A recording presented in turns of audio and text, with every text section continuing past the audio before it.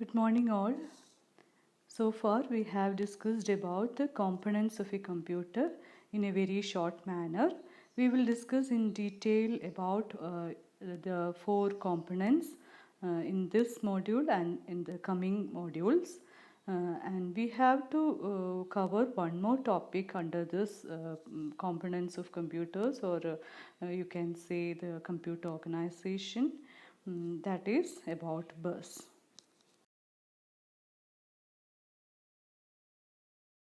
This is the outline of the particular presentation.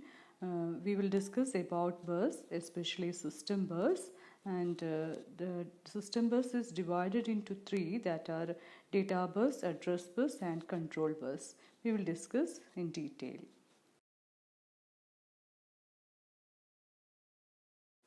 Initially, we will see what is a bus. It is a communication pathway connecting two or more devices. So, bus is used for communication between the components or devices of a computer. It is a shared transmission medium. That is, it is shared with many components, and any component can be used this particular bus. It consists of multiple communication lines. We will have different communication lines inside a bus. Each line can carry only one bit at a time. We can send only one bit through one line. That is, either we can send 1 or 0 through a line. The number of lines determines how many bits can be transferred at a time. For example, if we have 8 lines in a particular bus, we can send 8 bits at a time. That is the meaning of the number of lines determines how many bits.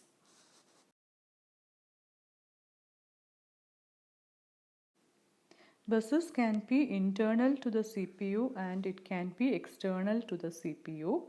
The internal to the CPU means we want to communicate between the components of a CPU, that are ALU, registers, and CU, that is within the CPU.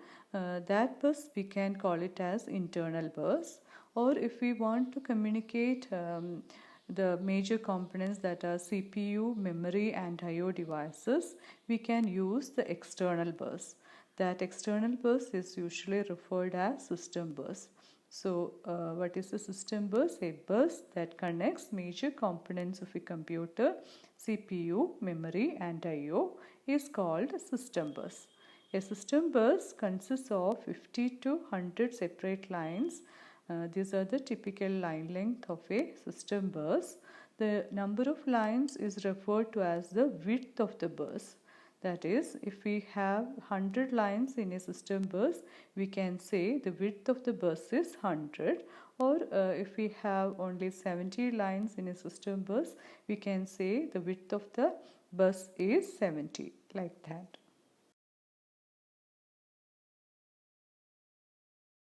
Now we will see the system bus is again divided into three, that are data bus, address bus, and control bus.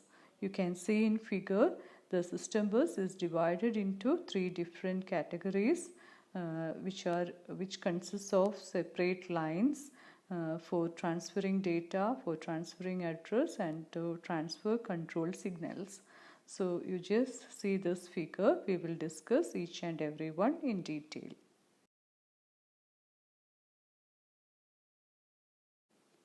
So we will see what is a data bus. Data bus is responsible for moving data between the components of a system. So data bus provide a path for moving data between system components. It is a bidirectional bus. You can see in figure all the lines are represented as a bidirectional way. So that is what the meaning is, that we can flow data both ways over the same line. That's why it's called as bidirectional bus. The data bus typically consists of 8, 16, or 32 separate lines. The width of the bus is a key factor in determining the overall system performance. So the data bus the width or the number of lines in the data bus determines the overall system performance. If we have 8 lines only, the performance will be low, and if we can have 32 lines or more, we can say the performance will be high.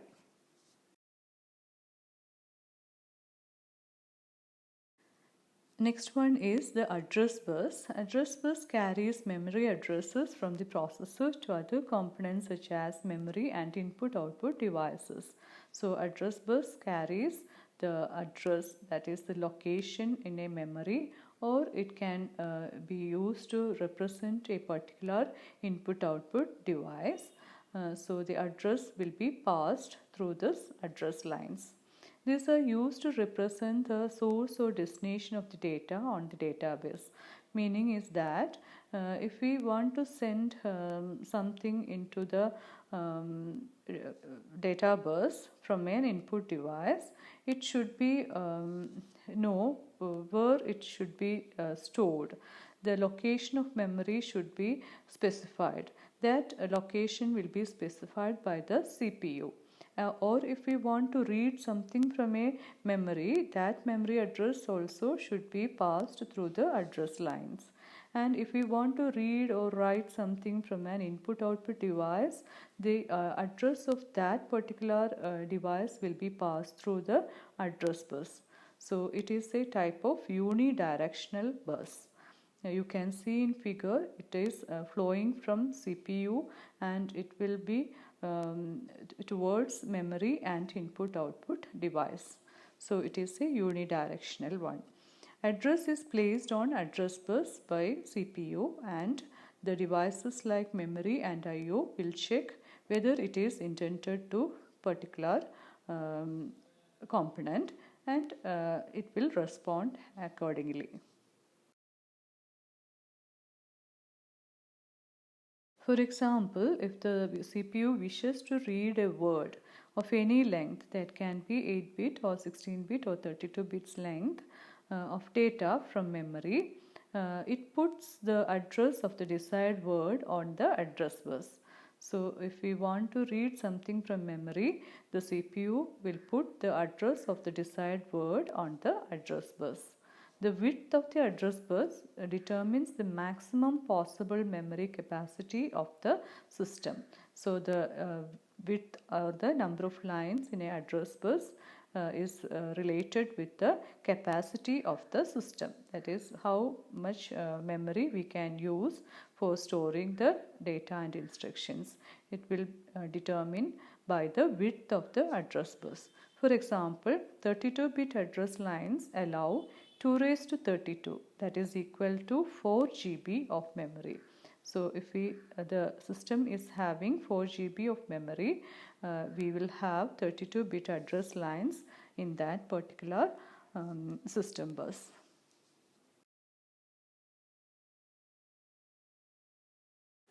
Next one is the control bus. It carries control signals from the processor to other components. So CPU will generate control signals towards the other components like memory and input-output devices. So it can be a unidirectional, but we are representing it as a bidirectional bus since the other components has to respond back to this control signals in terms of acknowledgement, or they want to respond back with some command signals. So it is represented as a bidirectional bus. It transmits both command and timing information between system components. The main control signals passing through the control bus are command signals as well as the timing information signal. The command signals specify operations to be performed. And the timing signals indicate the validity of the data. For example, the data bus can be used by a particular component for a fraction of seconds, or for a fraction of minute. So that can be decided by this control bus. So these are the major signals carried through control bus.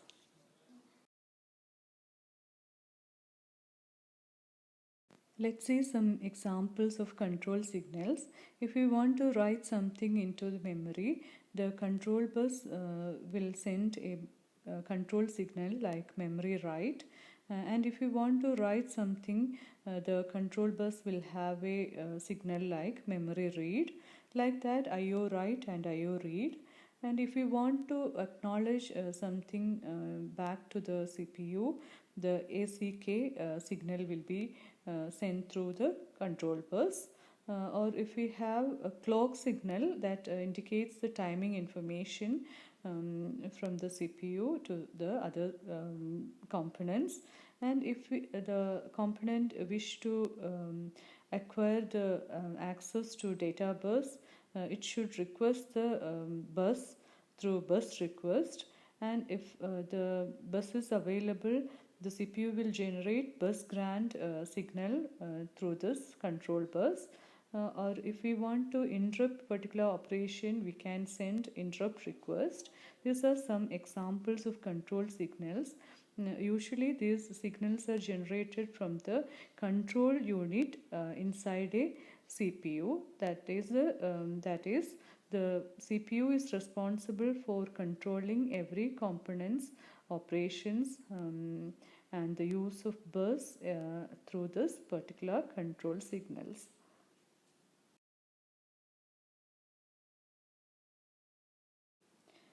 The bus we have discussed so far is a kind of unibus. If a large number of devices are connected to this bus, the performance will be affected. So we can avoid this by using multiple buses in a particular computer system. For example, the system bus can connect an IO controller and an IO and all the IO devices can be connected through this IO bus. So the system bus will be used exclusively to transfer between the memory and CPU. So the performance will not be affected. And if we want to connect through different IO devices, we can connect through a IO bus. This will be handled with the help of an IO controller. So the system bus can be connected to IO controller and the IO devices are connected through IO bus. This is another kind of representation that we can use. We can use multiple buses in a particular computer system. So these are all about the basic components of a computer. We have discussed about the various components of a computer, and it can be also referred as computer organization. We have different components and the major working of these components are discussed so far, including the system bus. And we will move on to the details regarding the CPU organization, and we will discuss the one more major topic under this particular module, that is about memory. So thank you all.